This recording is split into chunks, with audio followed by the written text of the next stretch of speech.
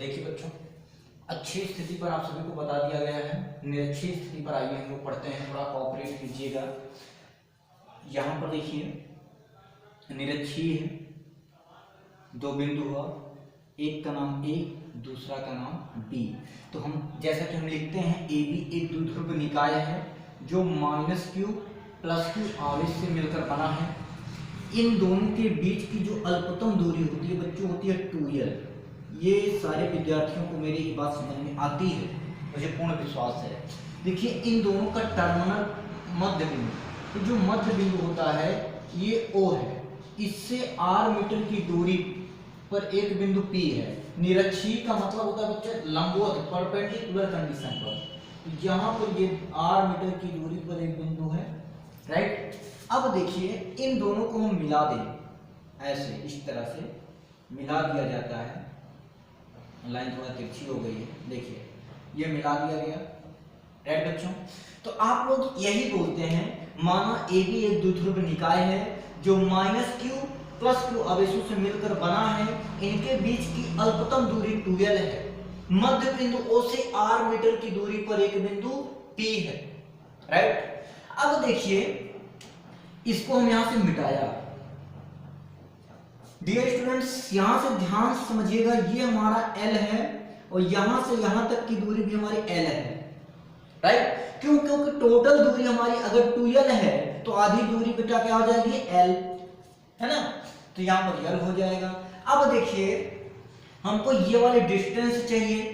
ऐसा क्यों? क्योंकि भाई -q आवेश के लिए विभव निकालेंगे, +q आवेश के लिए निकालेंगे, तो इनके बीच की डिस्टेंस चाहिए। देखिए एक आवेश के लिए विभव डिफाइन किया जा सकता है, इसलिए अलग अलग दोनों आवेशों के लिए विभव की गणना करेंगे। तो अब देखिए, अब ये बुझना हमको चाहिए। तो देखिए बच्चों, हमारे पास इस तरह से ट्रायंगल बना है। ये हमारा ट्रायंगल है, ये हमारा बिंदु P है, ये O है, ये B है, ये वाला पार्ट ले रहे हैं। तो देखिए यहाँ से 90 डिग्री है, यानी समकोण त्रिभुज है। तो सारे बच्चों को पता होता है लंब है, ये आधार है, ये कर्ण है। आपको चाहिए क्या? कर्ण। तो कर्ण निकालेंगे तो पाइथागोरस प्रमेय का प्रयोग करेंगे। पाइथागोरस प्रमेय से बच्चों हो जाएगा कर्ण का स्क्वायर बराबर लंब का स्क्वायर प्लस आधार का स्क्वायर। तो बच्चों लंब का मान दिया है r और आधार का मान दिया l, तो हो जाएगा r² प्लस l स्क्वायर, और रूट जब हटाएंगे मेरे डियर तो ये हो जाएगा √। तो कहने का अर्थ हुआ इतनी दूरी हमारे पास आ गई, r² प्लस l स्क्वायर, ये दोनों हमारा बराबर हैं, तो इसके भी मान कितना हो जाएगा r² plus l square, right बच्चों। तो ये सारी चीजें हमारे पास आ गई, ठीक। और आप लोग को हम बता दें कि फिजिक्स बहुत ही आसान है, इससे आसान केमिस्ट्री भी है, बट आप सभी को समझना है। तो सारी इतनी बातें अगर आपको समझ में आ गई तो आपको दिखता हुआ प्रतीत होगा कि b की वैल्यू जो आएगी 0 आएगी निरक्षीय स्थिति पर। क्यों? अब देखिए -q आवेश के लिए उत्पन्न विभव प्लस q आवेश के लिए उत्पन्न विभव, दोनों के डिस्टेंस समान है मेरे बच्चों, और यहाँ पर माइनस आवेश है, यहाँ पर प्लस आवेश है। जब दोनों का योग करेंगे तो प्लस होगा, एक माइनस में है एक प्लस में है, कैंसिल यानी 0। क्यों? क्योंकि यहाँ पर दोनों की डिस्टेंस समान है, बाकी तो सेम होगा ही। तो इस तरह से यहाँ पर देखिए b का मान आ गया 0। अब देखिए, अब यहाँ पर हम लिखेंगे, माना ए बी एक द्विध्रुव निकाय है जो -q + q आवेशों से मिलकर बना है। मध्य बिंदु O से r मीटर की दूरी पर एक बिंदु P है जहां पर वैद्युत विभव V की गणना करनी है, राइट। अब देखिए यहां पर तब हम लिखेंगे, तब +q आवेश के कारण, +q आवेश के कारण उत्पन्न विभव। तो +q आवेश के कारण उत्पन्न विभव को निकालेंगे तो हो जाएगा v1 = 1/4 pi epsilon not q, और दोनों के बीच की डिस्टेंस वही है, तो हो जाएगा r² l स्क्वायर √, राइट। अब सेकंड पॉइंट इसी प्रकार से निकाल लेंगे, इसी प्रकार -q आवेश के कारण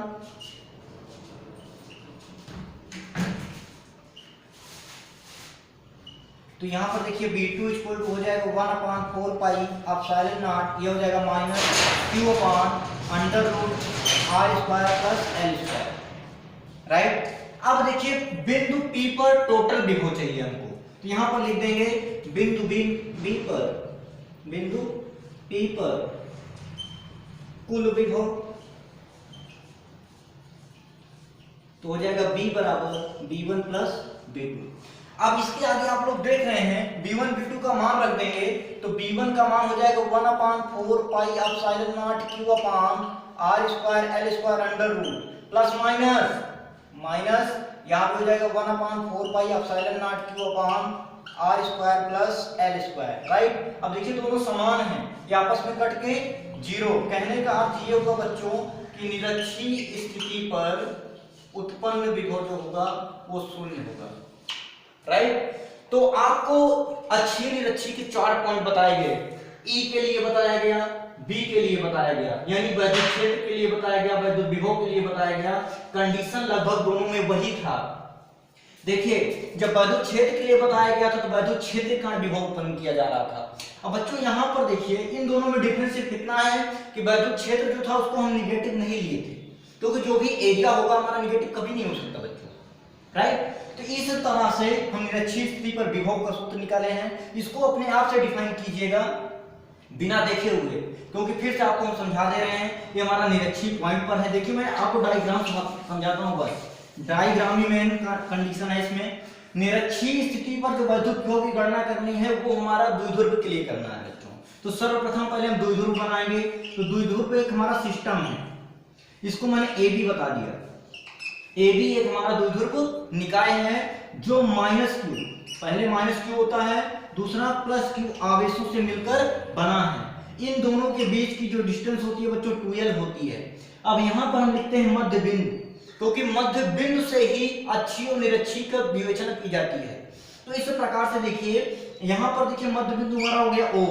अब देखिए टोटल दूरी हमारी L है, तो इसको जब आधा पार्ट में डिवाइड करेंगे तो ये भी हमारा L हो जाएगा, ये भी L हो जाएगा।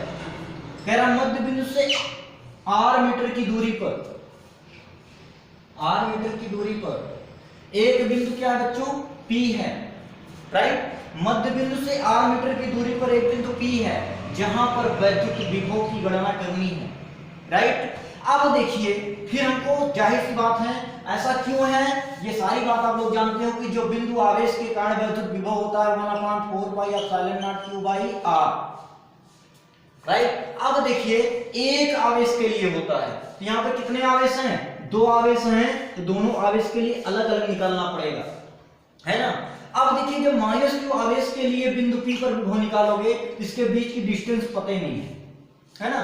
तो इन दोनों का डिस्टेंस निकालेंगे तो हमको ट्रायंगल दिख रहा है, तो कर्ण निकालना है, तो पाइथागोरस प्रमेय का प्रयोग करेंगे, है ना।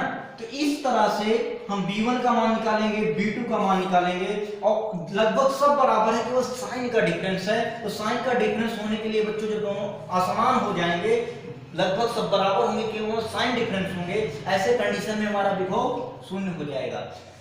तो यहां पर देखिएगा थोड़ी सी पॉइंट है, इसको देख लीजिए,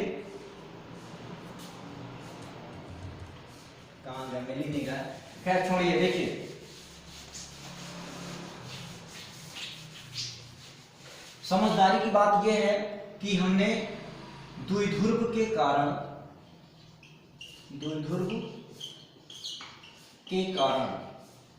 कितनी चीजें बताया हूं, मैं अभी आपको दिखाता हूं। वैद्युत क्षेत्र की तीव्रता बताया हूं, विद्युत क्षेत्र की तीव्रता, ये भी अक्षीय स्थिति पर और निरक्षीय स्थिति,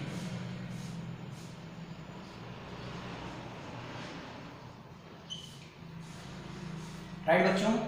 E का मान मैंने बताया था 1/4 pi epsilon not 2P upon R3। अब B का मान मैं अभी बताया हूं 1/4 pi epsilon not 2P upon R3। इस तरह से विभव का मान शून्य था, यहां पर निरक्षीय के लिए 2 नहीं था, ओनली P था। तो यहां तक आप लोग नोट कर लीजिए। तो तो वैद्युत द्विध्रुव के कारण वैद्युत क्षेत्र की तीव्रता बताया हूँ अच्छी निरक्षी के लिए, और विभव बता दिया हूँ अच्छी निरक्षी के लिए। तो ये 4 फार्मूले बहुत इंपॉर्टेंट है, इसका डेरिवेशन आप लोग को आना चाहिए। ओके बच्चों, तो सैटरडे तक आपको फिजिक्स केमिस्ट्री के जो भी टॉपिक्स बताया गया है उसको आप सिस्टमैटिक ढंग से नोट करेंगे। हो सकता है, हमें पूर्ण विश्वास है कि जो मंडे से आपकी क्लास चलेगी उसमें बहुत सारे चेंजिंग होंगे, और आपको मैं चाहूंगा ज्यादा मात्रा में पढ़ाऊं, क्योंकि हमको लगता है कि आप लोग पढ़ना स्टार्ट कर दिए हो। लगभग आपको सारी चीजें बताई जा रही है क्रमानुसार एनसीईआरटी पैटर्न पर, तो हमें आशा है कि आप लोग पढ़ते रहेंगे। ये सारी चीजें आपको आनी चाहिए। जब भी हम आप लोग से फेस टू फेस मुलाकात हो तो हमको लगे कि आप लोगों ने पढ़ा है, क्योंकि लगभग जो भी मेरे पास जितना भी माइक्रो नॉलेज था हम आप लोग के साथ कॉपरेट किए थे लॉकडाउन में भी, तो हमको ऐसा लगता है कि आप लोगों ने पढ़ाई किया है। सपोज दैट आप सोचिए जब मैं आपसे मिलूंगा और उसके बावजूद हमको उसे लगा कि आप लोगों ने पढ़ाई नहीं की है, तो उस दिन शायद हम लोगों के बीच में वो भावनाएं नहीं रहेगी जो आज है। तो मैं चाहता हूं कि आप लोग पढ़ाई करते रहिएगा, और जब मिले मुझको खुशी महसूस हो कि मेरे बच्चों की लॉकडाउन की वजह से पढ़ाइयाँ हुई हैं, भले ही कम हुई है बट हुई है।